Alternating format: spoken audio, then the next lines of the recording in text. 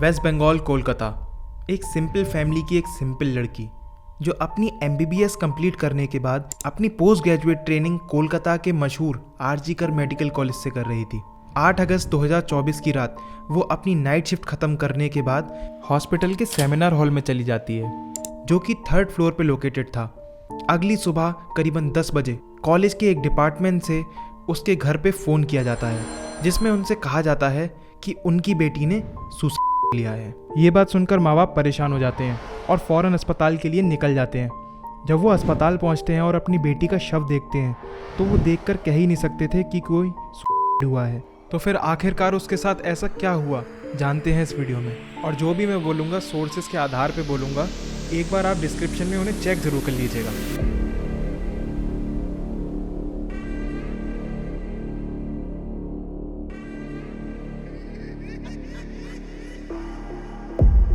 Parents को जब seminar hall में ले जाया जाता है और उनकी बेटी की बॉडी दिखाई जाती है तो वो देखकर उनकी चोटों को कहते हैं कि ये तो सुसाइड है ही नहीं, जो कि उनको सुसाइड बताया जा रहा था, वो तो एक मर्डर है। जिसके मुंह में खून था, शरीर में कोई कपड़ा नहीं था, पैर दोनों राइट एंगल में मिला गया, एक पाँव बेड के इस तरफ, एक पाँव बेड के इस तरफ मिला गया। जब तक पेल्विक गर्डल नहीं टूटता है इस तरह दो पाँव को नहीं चीरा जा सकता है। तो सबसे बड़ा सवाल जो लोगों के मन में था कि आखिर इतनी घिनौनी हरकत किसने की, और इस बात को जानने के लिए हमें थोड़ा सा पीछे जाना पड़ेगा। इस कहानी की शुरुआत होती है 2016 से, जहां पर RG कर मेडिकल कॉलेज में एक संजय रॉय नाम का कुक काम करता होता है। लेकिन एक दिन अचानक से ये अपना काम छोड़कर इस कॉलेज से गायब हो जाता है। लेकिन कुछ ही समय बाद 2023 के सितंबर में ये वापस से कॉलेज के अंदर दिखाई देता है। लेकिन इस बार कुछ अलग था। इस बार ये कुक बनकर नहीं, एक सिविल वॉलंटियर बन के कॉलेज को ज्वाइन करता है।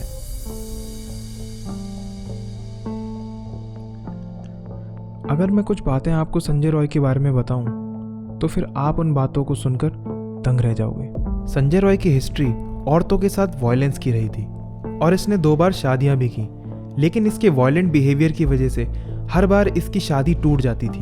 और सोचने वाली बात यह भी है, इसकी दोनों बीवियां इस दुनिया में नहीं हैं। यहाँ तक कि जो इसकी दूसरी बीवी थी उसके ये पेट में लात मार देता है जब वो प्रेग्नेंट होती है। शादी 2 साल हुआ था, उसमें बीमार गिरा, मारा धारा, बीमार गिरा, 3 महीना का पेट में बच्चा था, वो भी खराब किया। फिर पुलिस को रिपोर्ट लिखाया, पुलिस रिपोर्ट लिया कालीघाट थाना में। और वायलेंट होने के साथ साथ ये बहुत ही करप्ट सिविल वॉलंटियर भी था। हॉस्पिटल के बाहर ये दलाली का काम किया करता था, जैसे कि कोई पेशेंट आया तो उसको बेड दिलवा देना या फिर कोई टेस्ट करवा देना, और उसके बदले ये लोगों से पैसे अठा करता था। हर रोज की तरह 8 अगस्त को भी संजय रॉय हॉस्पिटल जाता है। इसके किसी दोस्त के रिलेटिव को RG कर हॉस्पिटल में ट्रीटमेंट लेना होता है। इसके लिए सारे एडमिशन वगैरह का काम यही करवाता है। ये बात सुबह की है तो ये सब करवा के वो वहाँ से निकल जाता है। उसके बाद रात में तकरीबन 11 बजे ये वापस से अस्पताल में आता है। इसके साथ इसका दोस्त भी होता है, सौरभ। ये वही दोस्त है जिसके रिलेटिव को इसने आज सुबह ही एडमिट करवाया था। तकरीबन 11:15 पर ये दोनों कॉलेज की दीवार के पीछे बैठकर शराब पीना शुरू कर देते हैं। उसके बाद ये लोग डिसाइड करते हैं सोनागाची जाने की। सोनागाची एक रेड लाइट एरिया है वहीं पर, और वहाँ पर इनका किसी भी वर्कर से काम नहीं बन पाता। फिर ये वहाँ से निकल जाते हैं दूसरे रेड लाइट एरिया की तरफ, चेतला, जो कि तकरीबन 15 किलोमीटर की दूरी पे था। और इस दौरान संजय रॉय ने सड़क पर जा रही एक लड़की के साथ छेड़छाड़ भी की और उस लड़की को अपशब्द कहे। चेतला पहुंचने के बाद संजय रॉय का दोस्त वर्कर के साथ अंदर चला जाता है और संजय रॉय वहीं बाहर खड़े होकर उसका इंतजार करता है। और उसी बीच वो अपनी गर्लफ्रेंड को कॉल करके उसके अश्लील फोटोज अपने मोबाइल पर मंगाता है। फिर ये लोग यहाँ से निकलकर RG कर मेडिकल कॉलेज वापस चले जाते हैं क्योंकि इसके दोस्त को कोई काम होता है उन रिलेटिव से जो एडमिट थे। उसके बाद इसका दोस्त एक बाइक राइड बुक करता है और अपने घर चला जाता है। लेकिन संजय रॉय हॉस्पिटल में ही रुकता है। और इधर लेडी डॉक्टर, जो कि एक रेसिडेंट डॉक्टर थी RG कर मेडिकल कॉलेज में, उनकी 36 आवर की शिफ्ट चल रही होती है। जनरली जो रेसिडेंट डॉक्टर्स होते हैं, जब तक उनकी शिफ्ट चल रही होती है उनको अलाउड नहीं होता है घर जाना, इसलिए उनका खाना सोना सब कुछ हॉस्पिटल के अंदर ही करना होता है। तो उस दिन भी कुछ ऐसा ही होता है। विक्टिम और उनके दोस्त डिसाइड करते हैं साथ में खाना खाने की, क्योंकि उस दिन नीरज चोपड़ा का पेरिस ओलंपिक मैच भी आने वाला था, तो इन्होंने ये डिसाइड किया था कि साथ देखते देखते खाएंगे। उसके बाद ये लोग सेमिनार हॉल में चले जाते हैं जो कि 3rd फ्लोर पे लोकेटेड था।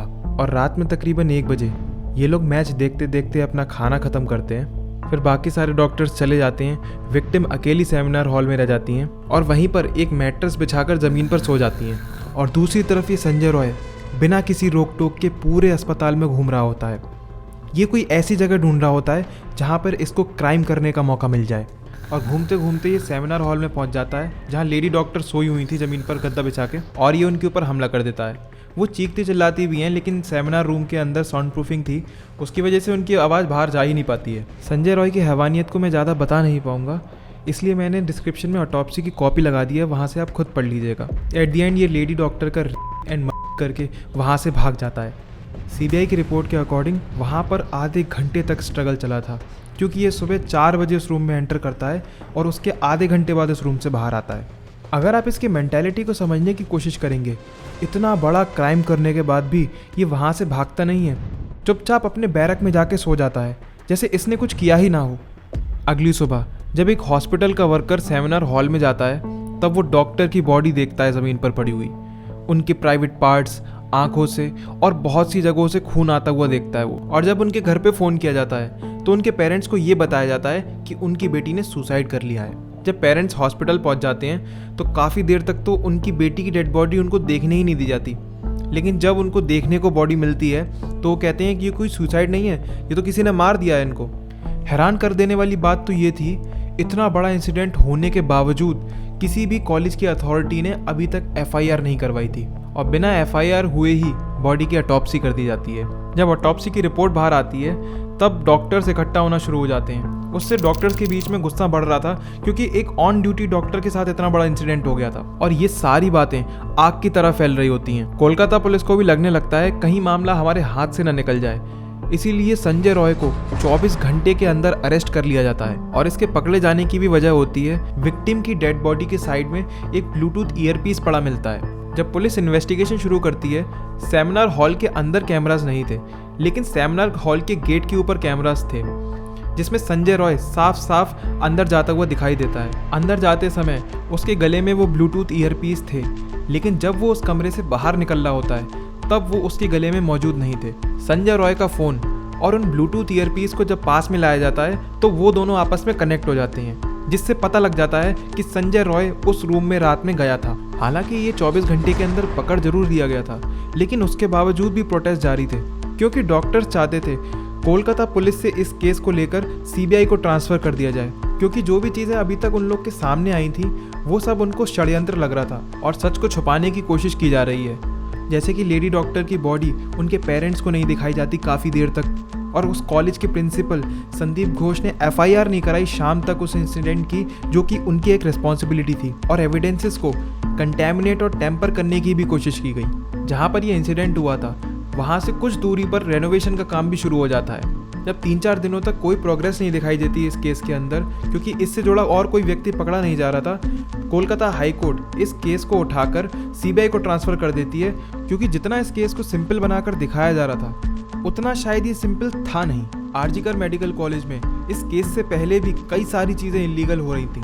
अख्तर अली, जो कि एक्स सुपरिटेंडेंट रह चुके थे इसी मेडिकल कॉलेज में, वो अपने इंटरव्यू में बताते हैं कि संदीप घोष एक तरीके से पूरा माफिया चला रहे हैं कॉलेज के अंदर, और उन पर कई सारे एलिगेशंस लगते हैं, जैसे वो कॉलेज के अंदर करप्शन करते हैं। जैसे कोई भी अगर टेंडर पास होना हुआ तो उसमें उनका कट होता है, और जो उनके फेवरेट लोग हैं वो उन्हीं को टेंडर दिलवाते हैं। ये चीज़ बाद में सीबीआई अपनी चार्जशीट में भी मेंशन करती है, उसकी कॉपी मैंने डिस्क्रिप्शन में लगा दिया, वहाँ से भी पढ़ सकते हैं। अख्तर अली का यहाँ तक कि ये भी कहना था बायोमेडिकल वेस्ट जो कि बहुत केयरफुली डिस्पोज किया जाता है, उसको संदीप घोष खुला मार्केट में बिकवा रहे हैं। इन पे कुछ और एलिगेशंस भी थे, जैसे ये डेड बॉडीज़ को दूसरे कॉलेजेस को ट्रांसफ़र कर देते हैं बिना किसी परमिशन के। ऐसे स्टूडेंट्स को जिनके थ्योरी में बहुत अच्छे मार्क्स हैं उनको प्रैक्टिकल में ज़बरदस्ती फेल किया जा रहा है। यहाँ तक कि कॉलेज के स्टूडेंट्स के बीच इनकी इतनी बुरी स्थिति थी कि इनको अपने साथ बॉडी गार्ड्स तक लेके चलने पड़ते थे। दूसरी तरफ संजय रॉय को लेकर सीबीआई अपनी इन्वेस्टिगेशन कंप्लीट करती है, और तकरीबन 6 महीने बाद 20 जनवरी 2025 को कोर्ट के द्वारा संजय रॉय को उम्र कैद की सज़ा सुनाई जाती है।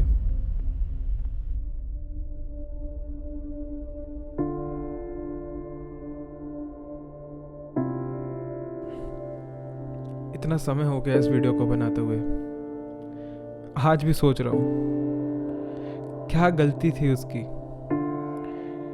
क्या वो अपने परिवार की परिस्थितियों को बदलना चाहती थी, या वो दूसरों का भला कर रही थी, ये गलती थी उसकी जिसकी सज़ा मिली उसको। आज भी सोचता हूँ इस बात को, आखिर बदलाव की ज़रूरत कहाँ पे है?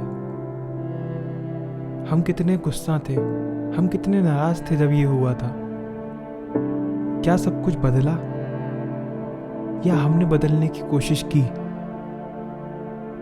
जब ये वारदात हुई उसके बाद हम कई दिनों तक नाराज रहे, लेकिन उसके बाद सब कुछ समान हो गया।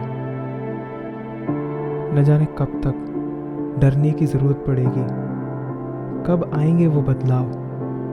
आज हम विश्व गुरु बनने की दौड़ में हैं, लेकिन शायद अभी भी बहुत कुछ है जो सीखना रह गया है। छोड़ा था एक परिंदा उड़ने की आस में, फैला दिए उसने पर उड़ने की प्यास में।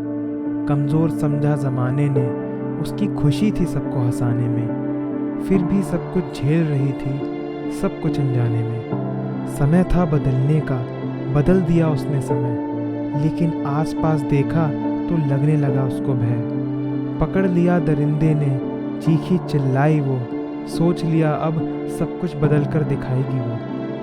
कसम ली नहीं बनने दूंगी अपने बेटे को एक दरिंदा, ताकि बिन खौफ इस खुले आसमां में उड़ सके हर वो एक परिंदा।